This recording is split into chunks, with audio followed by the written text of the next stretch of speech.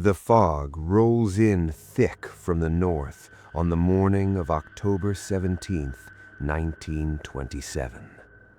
Gideon Marsh pulls his Ford Model A to a stop at the gates of Somerset Valley, and even through the windshield, even through the oppressive mist, he can see it.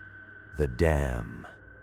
73 feet tall, 412 feet across, a monument of gray concrete that seems to defy not just geology, but decency itself. It rises from the valley floor like some Lovecraftian fortress, its surface gleaming with moisture, its shadow stretching across what used to be homes, what used to be lives, what used to be an entire township. Gideon turns off the engine. The silence that follows is absolute. He's 34 years old, a land surveyor by trade, with 17 years of experience marking boundaries and measuring earth. He has calloused hands, a perpetually squinted right eye from years staring through surveying equipment, and a wife back in Montpelier who thinks he's wasting his time on what she calls a government boondoggle. But Gideon is detail-oriented. Gideon notices things. He steps out of the car, his leather shoes crunching on gravel that shouldn't be there. The road ends a quarter-mile before the dam's gates. That's odd. Usually, construction sites maintain access routes until the very end. He pulls his surveying chain from the back seat, though he's not entirely sure why. Habit, perhaps. The fog swallows him immediately. Walking deeper into the valley, Gideon sees the first house. It's a colonial cottage, mint green with white shutters, now listing to its left like a ship taking on water. The door hangs open. Inside, through the dark windows, he can see the vague shapes of furniture, a chair, a table, what might be a child's rocking horse. Nobody came to retrieve these things. Nobody cared enough. There are 17 houses visible through the fog, and Gideon counts every one of them. 17 homes, multiplied by perhaps 6 family members each, equals roughly 102 human beings whose lives were erased.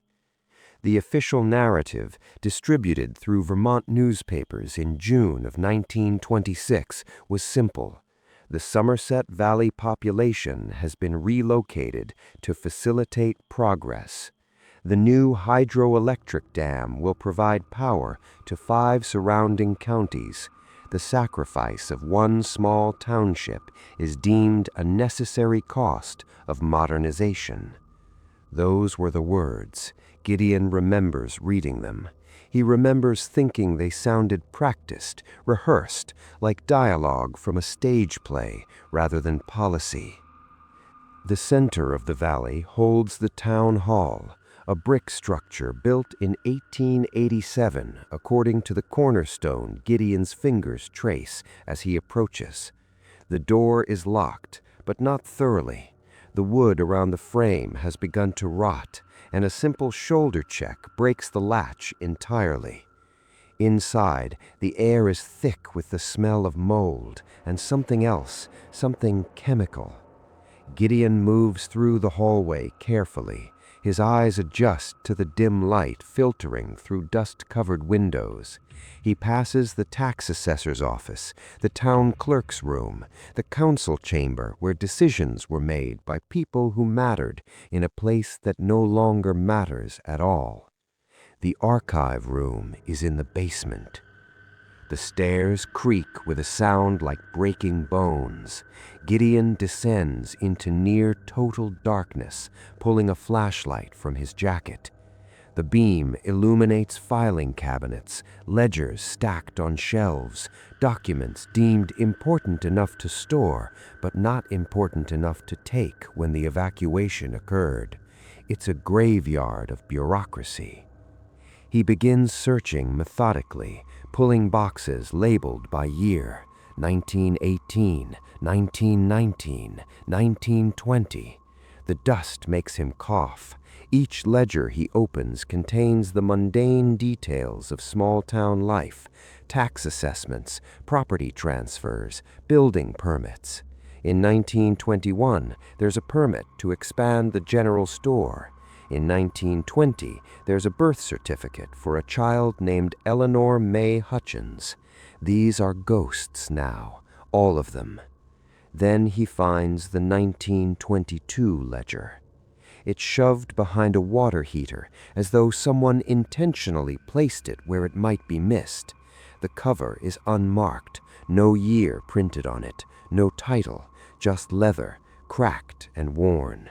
His hands tremble slightly as he opens it. The first entry is dated March 3rd, 1922. Somerset Consolidated Mine, Operational Log, Shift Supervisor Thomas Calloway recording. Day commenced at 6 a.m. with full complement of workers. Scene inspection in Quadrant 4 shows promising yields. New machinery installed per Mr. Harrington's specifications has proven efficient. 12 workers descended into main shaft at 7:15 a.m. All safety protocols observed. Weather conditions above ground, clear and cold. Gideon reads carefully, turning each page. The entries are routine for the next several days. March 4th, March 5th, March 6th, all mention the 12 workers by reference. The morning shift, the men who went down into the earth expecting to return to their families for supper. Then comes March 7th. Somerset Consolidated Mine, Incident Log, Supervisor Thomas Calloway reporting. At approximately 11:47 a.m., a collapse occurred in the western support structure of the main shaft. Tremors were felt throughout the facility. Debris fell from ceiling in North Passage. Initial assessment: 6 workers present in North Passage section were killed instantly. Partial cave-in restricted access to main shaft. At time of incident, 12 workers were performing extraction duties in the deeper quadrants, quadrants 3 and 4, approximately 340 feet below surface. Emergency protocols initiated. Rescue operations began immediately.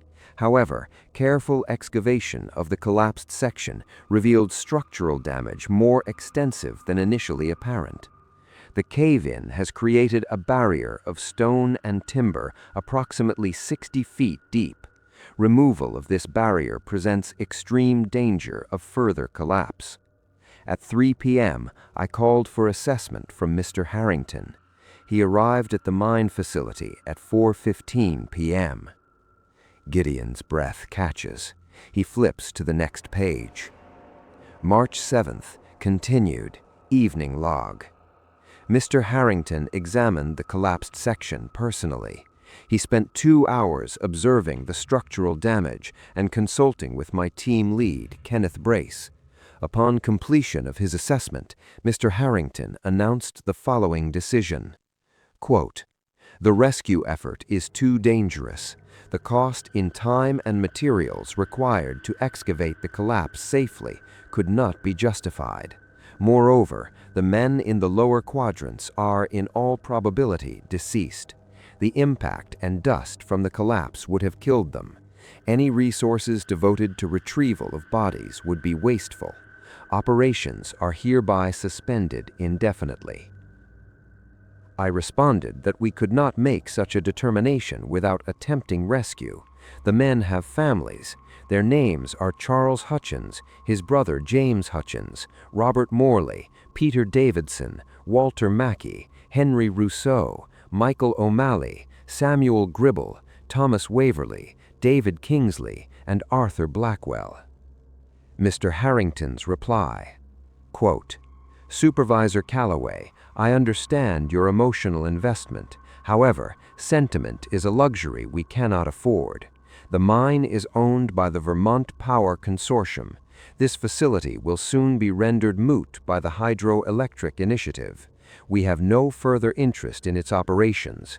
The company will deny all knowledge of this incident.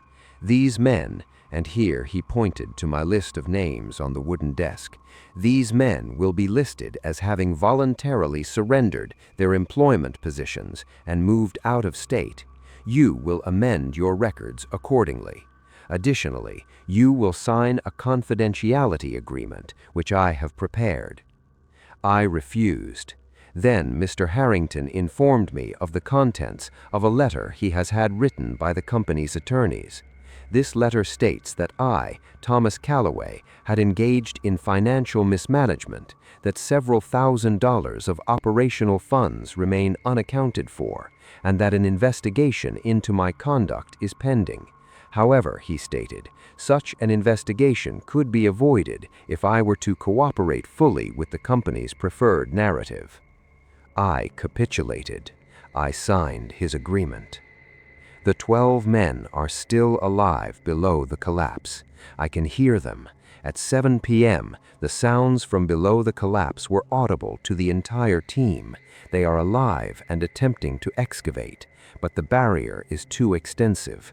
The machinery needed to remove it was damaged in the initial collapse. Mr. Harrington ordered all personnel to leave the mine and seal the entrance. He stated, quote, "The mine will be sealed by tomorrow evening. It will remain sealed. No one will ever know that these men existed. By next week, this facility will be forgotten. Within 5 years, it will be absorbed into the Somerset Valley Township property inventory and enmarked for recreational use or eventual demolition." Gideon's hands shake as he turns the pages. The entries continue. March 8th. March 8th, morning, Thomas Calloway. I did not sleep. I sat in my office at the mine with a bottle of whiskey, listening. At 3 a.m., I returned to the collapse site with a lantern. I brought a megaphone. I called down the barrier. "Men, if you can hear me, we are working on your rescue." This is a lie. We are not working on their rescue. The sounds from below the collapse have diminished. Either they have exhausted themselves or the air is running thin. I cannot compute which is worse. At 6 a.m., Mr. Harrington arrived with 3 men I did not recognize. They were carrying tools and materials. By 8 a.m., the entrance to the mine was sealed with concrete and steel. The barrier was permanent. The sounds have stopped. Supervisor Thomas Calloway, signing off forever. Gideon closes the ledger slowly, as though sudden movement might shatter the reality he's just entered.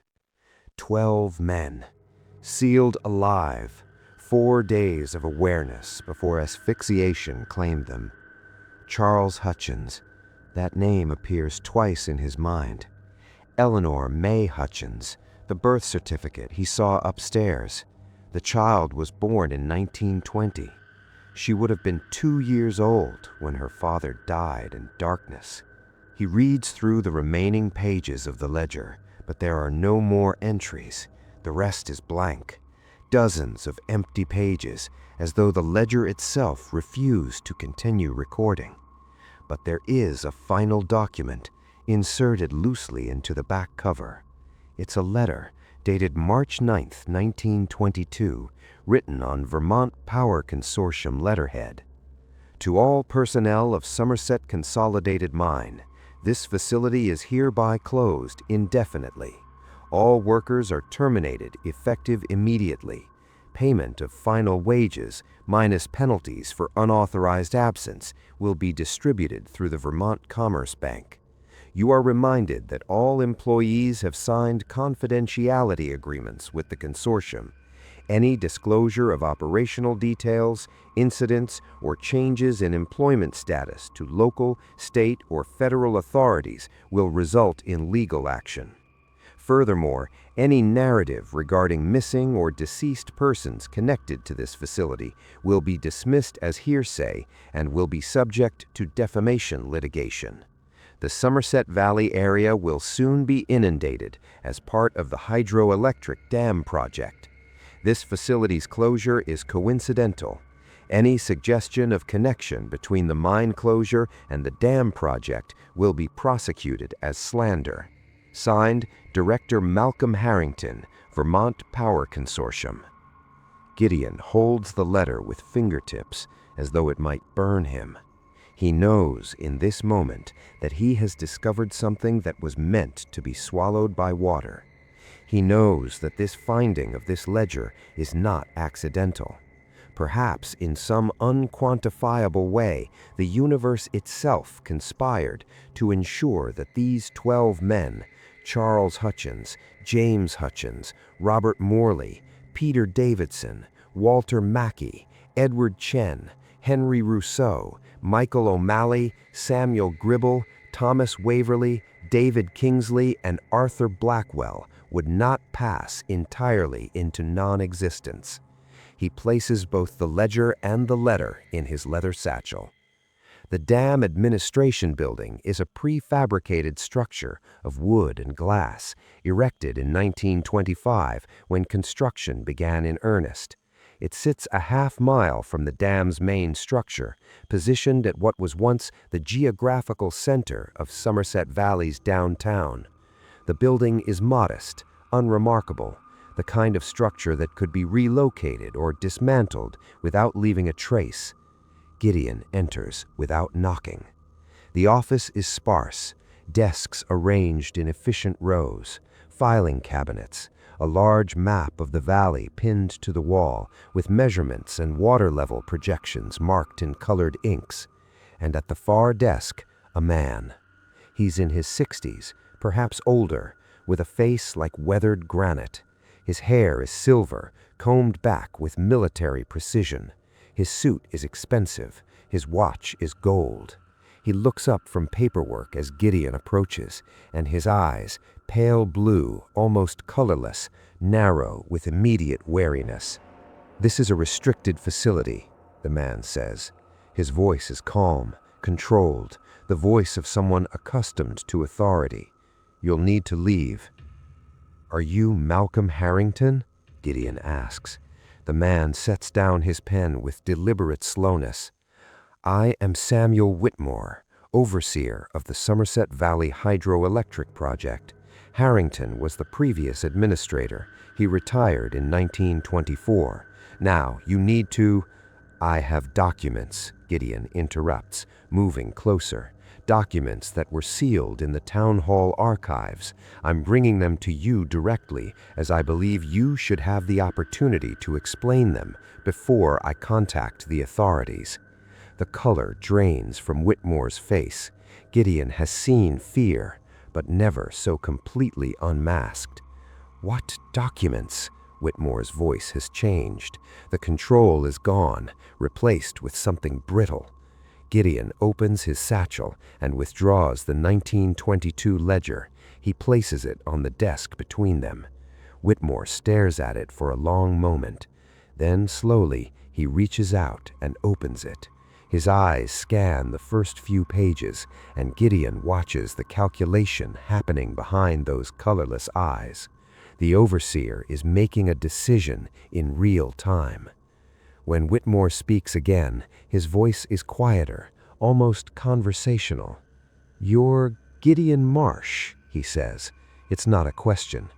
"How do you—" "The Vermont Surveyor's Office informed me that a surveyor named Marsh would be arriving in the valley to conduct final measurements for property liquidation. I have my sources. I anticipated this possibility."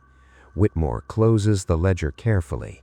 "You've read this, I assume." "Every word." "And what exactly do you believe you've discovered?" Gideon feels his jaw tighten. That 12 men are buried alive in a sealed mine, that the dam project was, at least partially, designed to flood the valley and hide evidence of a corporate crime, that you and your predecessor have been part of a conspiracy to— "Sit down, Marsh. I'll remain standing.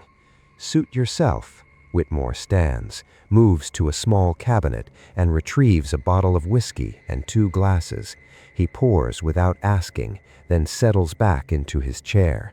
That ledger you found is a historic document of profound significance. It's also a document that will destroy your life if you attempt to use it. It's evidence of murder. Is it? Whitmore takes a sip of whiskey. The casual gesture amid this conversation is somehow more menacing than any aggression. Carefully now, Marsh. Choose your next words with care. You're not speaking to a man that lacks resources or connections, and I need you to understand the full situation before you do something foolish. Despite himself, Gideon sits. Whitmore continues. The Somerset Consolidated Mine was a privately owned operation. It was not sanctioned by the state. It was not inspected by state inspectors. It existed technically in a legal gray area that was permitted to persist because everyone, and I mean everyone, benefited from its existence. The mine produced valuable minerals. The town's government received tax revenue from those minerals. Local businessmen were enriched. The operation continued for 17 years without incident. And then those men died. Or they ceased operations in the mine simultaneously, which amounts to the same practical outcome. The collapse was not engineered. I want to be clear on that point. It was an accident. Mining is dangerous work, Marsh. You're an educated man. You know this. That doesn't justify sealing them inside, doesn't it? Whitmore's pale eyes fix on Gideon like a predator assessing prey. Let me tell you what would have happened if we'd attempted that rescue. First, the rescue effort would have taken months. The structural damage in that mine was extensive. It would have been necessary to employ heavy equipment, excavation teams, engineers from as far as Boston. The operation would have been visible to every resident in Somerset Valley. That seems inappropriate. Perhaps it does from your perspective, Whitmore says, but let me continue. The publicity of a mining disaster, combined with investigations from state authorities, would have resulted in the closure of the mine. That closure would have eliminated the primary source of revenue for Somerset Valley's economy. Families who depended on that mine would have faced poverty. Businesses would have failed. The town would have died, Marsh, economically speaking. It died anyway. You flooded it. Yes, Whitmore says calmly. We did, but not because of a mining disaster. The town died because of progress, because electrical power is more valuable to the larger population than a single small mining community. Because 72,000 people in 5 surrounding counties needed light and power more than 102 people needed to remain in Somerset Valley. That is a calculation I can defend to any moral authority. You can defend hiding murdered men from their families? Whitmore's expression doesn't change. Those men were presumed dead after the collapse. The collapse was an industrial accident. Harrington made a decision that he judged rational. He determined that their bodies were irrecoverable and that further attempts to recovery would endanger living workers. Was it a cold calculation? Yes. Was it made by a man with limited information and enormous pressure? Also yes. He sealed them alive. He sealed a collapse, Whitmore corrects. Whether the men were alive or dead in that sealed section is ultimately unknowable. Calloway heard sounds, yes, but sounds in a mine could be many things. Settling stone, gas escaping, the mind of a man in shock interpreting ambiguous noise as hope. We'll never know with certainty. Gideon stands abruptly. I'm going to the police. With what evidence? Whitmore asks conversationally. A ledger? Which ledger, precisely? The ledger you found in the archives of an abandoned town? A ledger that exists in no official inventory? That's not corroborating documentation, Marsh. That's a curiosity. That's a man with a historical interest finding something strange and allowing his imagination to construct a narrative. The bodies are 200 feet underwater, Whitmore finishes. By next month, when we fill the reservoir to capacity, they'll be at the bottom of a lake, inaccessible, and any attempt to drain that lake, to search for remains, would require state authorization.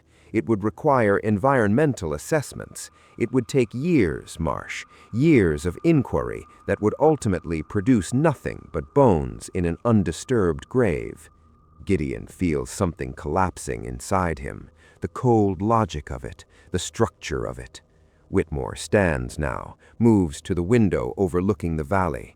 The fog has cleared slightly, and the dam is visible in full majesty.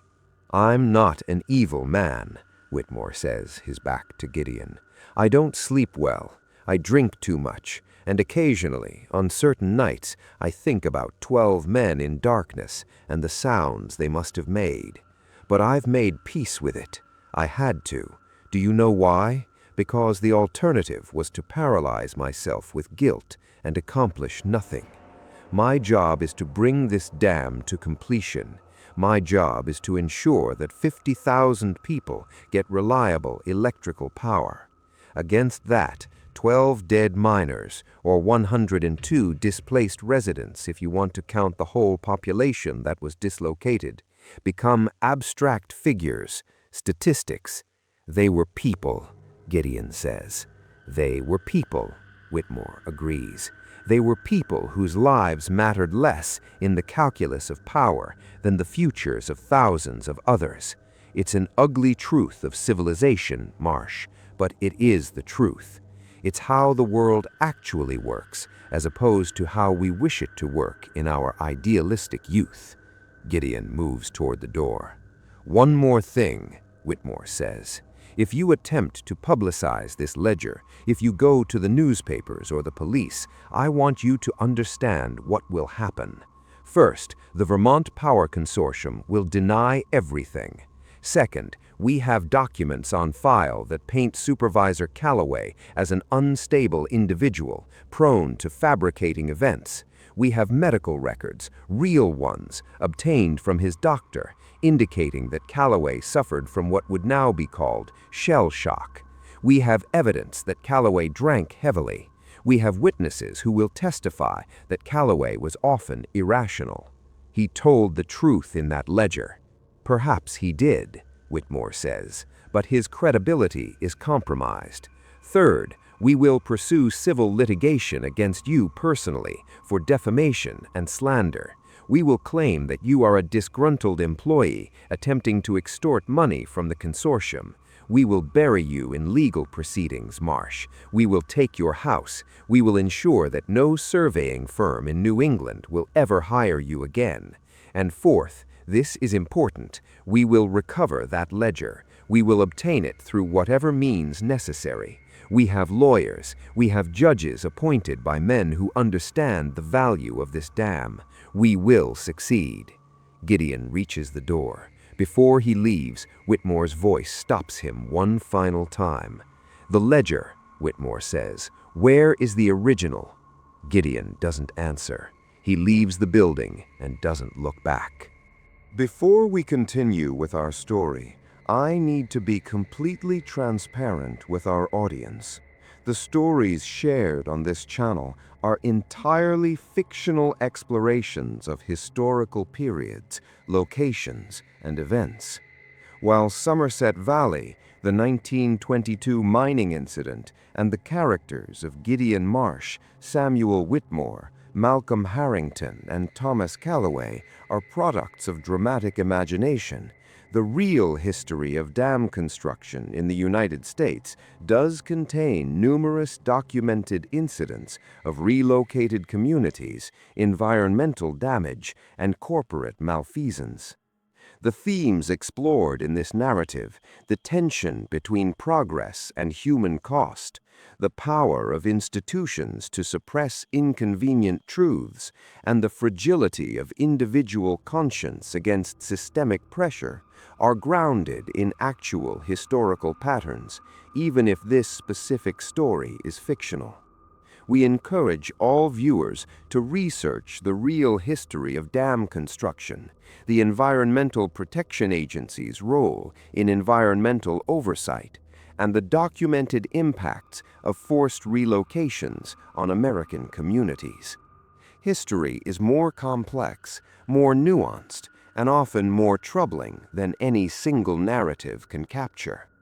This story is one possible exploration of themes that deserve serious consideration and research from reliable historical sources. Now, let's return to our tale. Gideon spends the night in his car, parked at the valley's entrance. He doesn't sleep. He watches the fog roll in and out, revealing and concealing the dam in turns, like some breathing entity. By morning, he's made a decision. He's going down into the mine. The problem is finding it. The dam's construction obliterated most of the valley's original geography. The spot where the mine entrance once stood, assuming the coordinates he calculated from the ledger are accurate, is now beneath concrete, beneath the dam's western foundation. But the mine itself, the mine extends deep into the valley floor, into geology that the dam didn't necessarily touch. If he can find the right approach, if he can locate one of the ventilation shafts or secondary passages that would have existed in any proper mining operation, he might be able to... What?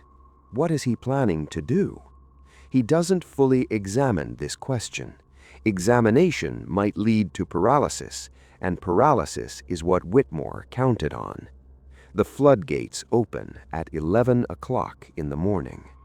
Gideon hears the sound before he understands it, a deep, resonant groaning, like the earth itself is crying out. The concrete faces of the dam vibrate. Water begins to cascade over the spillway, a thin trickle at first, then a growing torrent. The water is cold, dark, carrying sediment from the reservoir behind the dam. The reservoir fills fast. Gideon watches it with a surveyor's understanding of volume and rate. The inflow is significant. Within hours, water will be covering the old town centers. Within days, the entire valley will be submerged. He has limited time. By early afternoon, Gideon has located what he believes to be the northern ventilation shaft of the Somerset Consolidated Mine. It's a collapsed structure, barely visible beneath decades of accumulated debris, but the geometry is right. He digs for 2 hours, scraping away soil and root systems until he exposes a shaft, perhaps 3 feet in diameter, framed in iron. The iron is rusted through, the frame likely to collapse if he touches it wrongly, but it gives access downward. Gideon ties a rope to a nearby tree and begins his descent. The air down here is different, colder, and there's a smell, not necessarily unpleasant, but distinctive. It's the smell of deep earth, of minerals, of places where sunlight has never ventured. It's the smell of a tomb. The shaft descends perhaps 30 feet before widening into a larger passage. Gideon lights his flashlight and moves forward carefully. The beam illuminates rock walls scored with deep gouges, the marks of mining implements. There are wooden supports at intervals, most of them warped or split with age. In one section, he finds tools, a pickaxe, its head rusted orange, and several hammers, their handles long since rotted away. He moves deeper.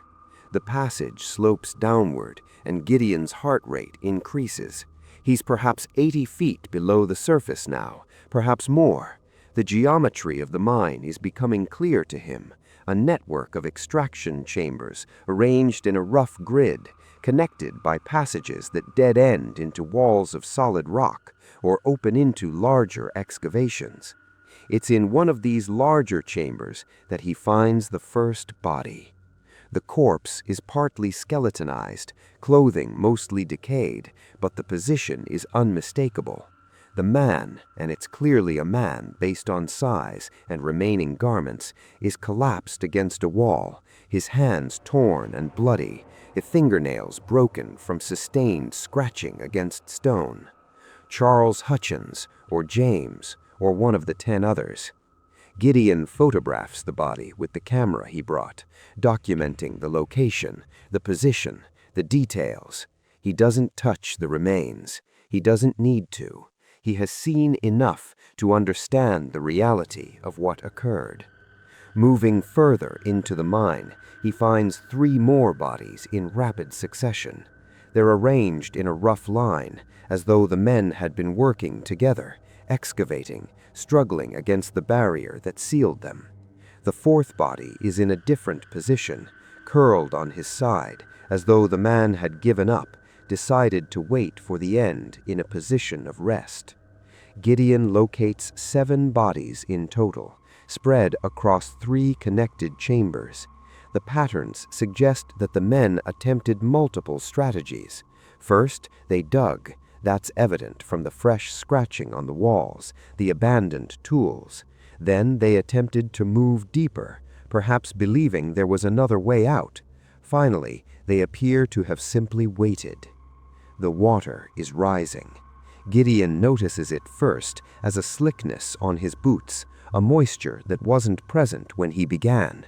He looks down. Water is flowing into the mine from somewhere, the peripheral passages perhaps, or from deeper in the system. The dam's filling introduces water into the mine system through natural aquifers and cracks in the surrounding rock. He has perhaps an hour before the mine becomes completely flooded. Gideon climbs, moving as quickly as he safely can. The water rises as he climbs. It's cold and growing deeper. His rope is still secured to the surface, but the water is making the climb more difficult. His hands are slipping. The rope is wet. The shaft seems to have grown longer, though he knows that's impossible. It's his panic, his mind stretching subjective time. He surfaces with water already half filling the ventilation shaft. The valley below him is transformed. Water covers the old town sites, the houses, the roads. The water is murky with sediment, moving with current. The dam stands above it all, indifferent and monumental, concrete and steel, against the chaos it has unleashed. Gideon collapses on the ground, gasping, his clothes soaked and dripping.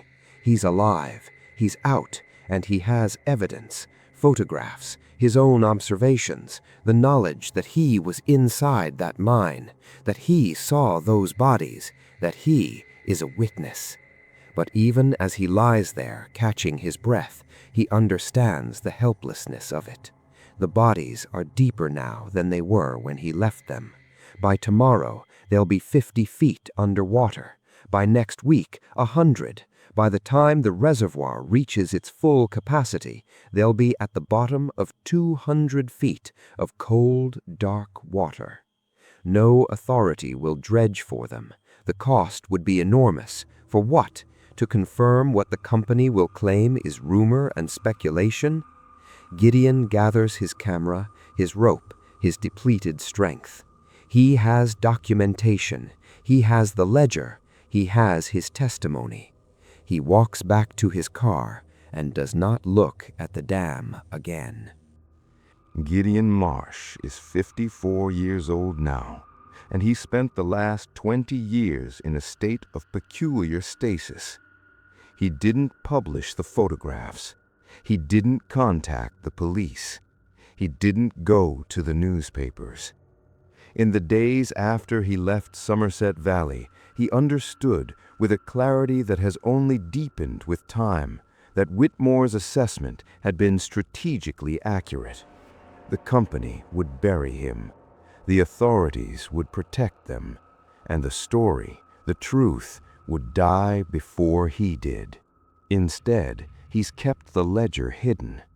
It's locked in a bank safe deposit box in Montpelier, addressed in his will to his daughter, Eleanor May Marsh, named unbeknownst to his wife for the little girl whose father, Charles Hutchins, died in the dark. His wife divorced him in 1932, citing increasing instability and emotional unavailability. He didn't contest it. He couldn't explain to her what he was thinking, why he sometimes stood at night staring at maps of Vermont, or why he developed a habit of visiting the Somerset Lake, as it's now called on all official maps and tourist brochures. He visits today, as he has visited approximately 40 times over the past 2 decades. The lake is beautiful in June. Sunlight sparkles on the water's surface. There are sailboats on the water, pleasure craft, families on vacation enjoying the recreational opportunities the dam made possible. The concrete structure rises from the lake's edge, its surface now covered in growth, lichens, algae, giving it a lived-in appearance rather than the sterile newness it possessed 2 decades ago. Gideon walks the shoreline, looking at the water. 12 men are down there. The ledger says so. His eyes say so. He has the memory of their remains imprinted on his mind with a clarity that the actual experience didn't possess. The bodies are part of the bedrock now, incorporated into the geological record of this place. In 100 years, if the lake were to dry up, future archaeologists might find them. They might wonder about them. They might construct narratives, but they'll never know the truth. The truth died in the water. Thomas Calloway, he learned, left Vermont in 1923.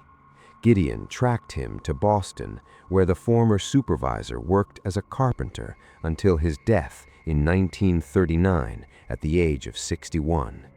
Alcohol poisoning, officially. Gideon isn't certain that isn't also accurate. Malcolm Harrington retired to New Hampshire, purchased a large estate near the White Mountains, and died of a heart attack in 1941.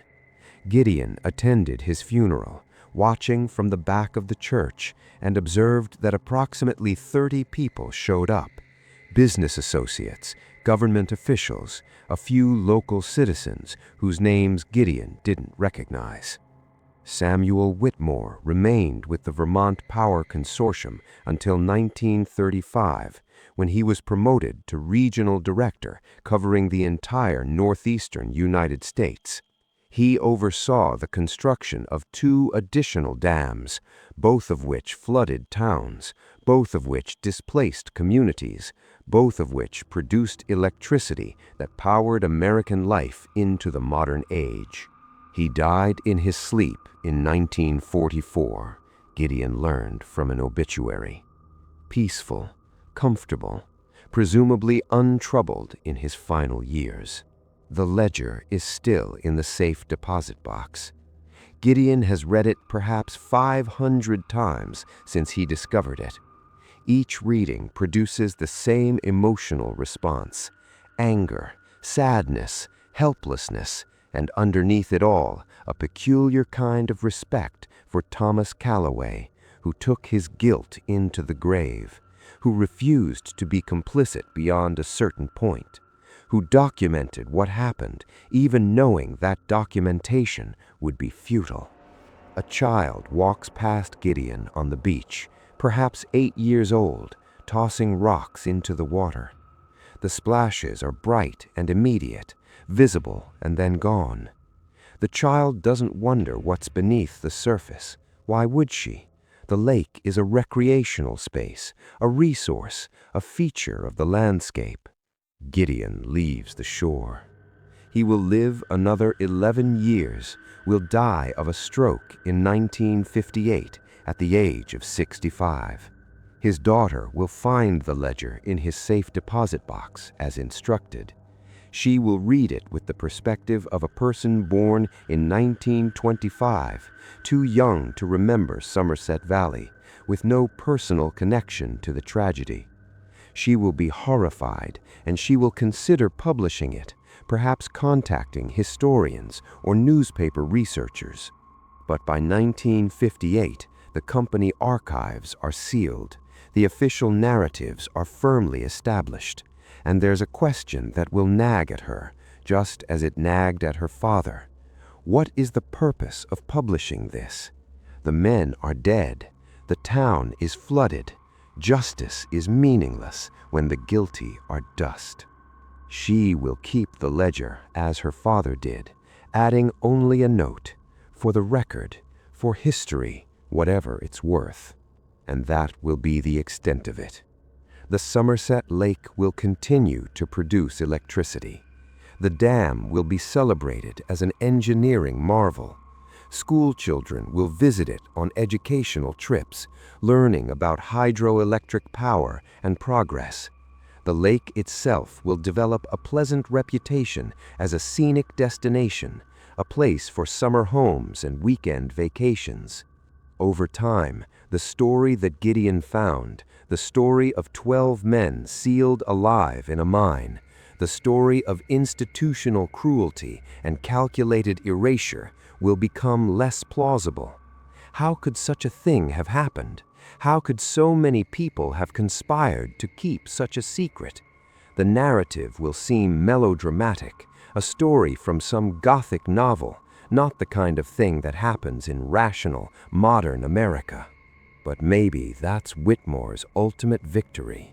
Not that he covered up the crime, but that he made it so thoroughly unbelievable that future generations would discount it entirely. But the ledger will survive. The photographs will survive. And on certain cold nights, there will be people, descendants of the original residents, historians, curiosity seekers, who will wonder what really happened in Somerset Valley before the water came. They will stand on the shores of Somerset Lake and look at the darkness below. They will imagine men in darkness. They will imagine the sounds. And they will carry those imaginations into whatever future awaits them, a weight of unknown history pressing against the progress that the dam made possible. This is the cost of progress, not the statistics, the displaced populations, the flooded lands, the disappeared ecosystems. The human cost is something deeper. It's the weight of the knowledge that we've built our civilization on graves, that we've covered up the bodies and told ourselves a better story. And beneath 200 feet of cold water, the ledger rests, patient and permanent, waiting for history to vindicate it, or waiting forever. We may never know which.